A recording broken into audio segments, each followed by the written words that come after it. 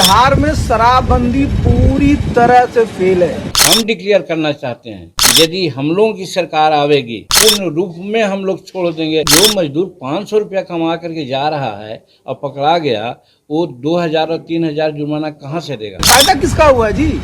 जब अवैध शराब की बिक्री हो रही थी, अवैध शराब के कारोबारी हैं, उनको फायदा हुआ है। 80% दलित है, गरीब है। सीएम नीतीश कुमार के शराबबंदी कानून पर उनके पुराने साथियों ने वार करना शुरू कर दिया है।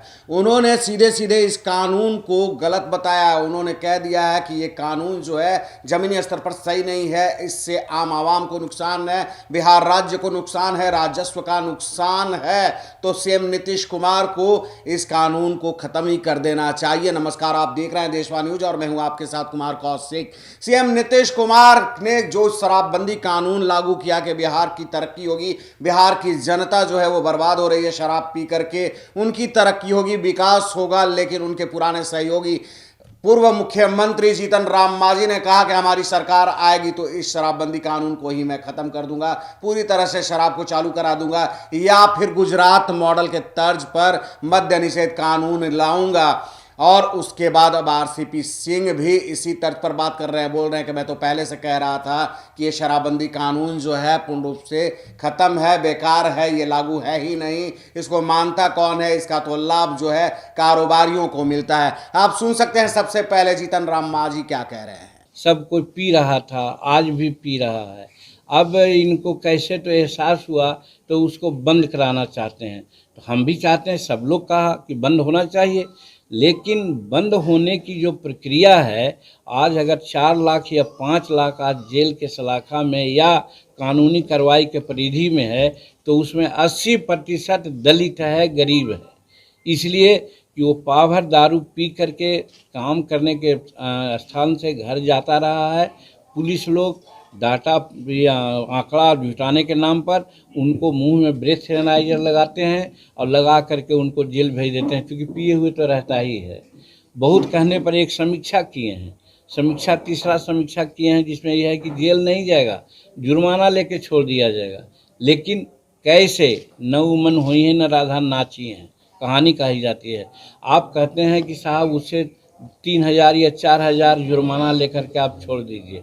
लोग लेता है 5000 और 7000 चार्ज करता है और रसीद भले दे 2000 3000 का, लेकिन जो मजदूर 500 रुपया कमा करके जा रहा है और पकड़ा गया वो 2000 और 3000 जुर्माना कहाँ से देगा? नेचुरली वो जेल में चल जाता है। तो कहने का मतलब कि शेड्यूल कास्ट के अधिकांश और दलित गरीब तबके के अधिकांश लोग आज जेल के शिकंजे में हैं। इसलिए हम कहना चाहते हैं कि आप अपना जो मद्य निषेध वाला जो ये है दोषपूर्ण आपका है, आप ठीक से उसको नहीं किए हैं, उसको वापस लीजिए।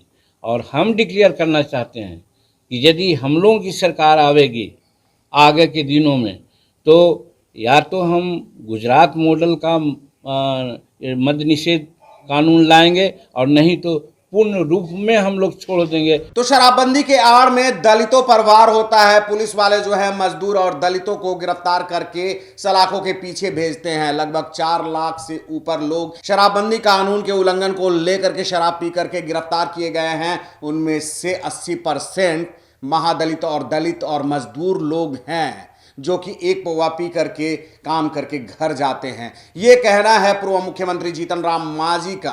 और उसके बाद अब आरसीपी सिंह क्या कह रहे हैं ये भी सुन लीजिए। देखिए, हम तो बराबर बोल रहे हैं कि बिहार में शराबबंदी पूरी तरह से फेल है। राजस्व का तो नुकसान हो ही रहा है। जितने गरीब गुरबा लोग हैं, लाखों की संख्या में सब पर मुकदमे दर्ज हैं। फायदा किसका हुआ है जी?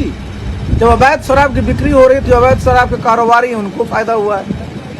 तो इससे तो राज्य का भी नुकसान हुआ, राजस्व का भी नुकसान हुआ, किसी का भला तो हुआ। तो आरसीपी सिंह का कहना है कि पहले से मैं जानता हूं कि यह शराबबंदी कानून जो है पूरी तरह से खत्म है, जमीनी स्तर पर इसका कोई मतलब नहीं है, इसका लाभ शराब कारोबारियों को मिलता है, दलित महादलित और मजदूरों को इससे नुकसान है, उन पर वार किया जाता है, उनसे वसूली की जाती है। तो इसको तो बिल्कुल खत्म ही कर देना चाहिए। तो देश और दुनिया की तमाम खबरों के लिए बने रहिए देशवा न्यूज के साथ। धन्यवाद। देशवा न्यूज पर वीडियो देखने के लिए लाइक करें, सब्सक्राइब करें, साथ ही बेल आइकन दबाना न भूलें।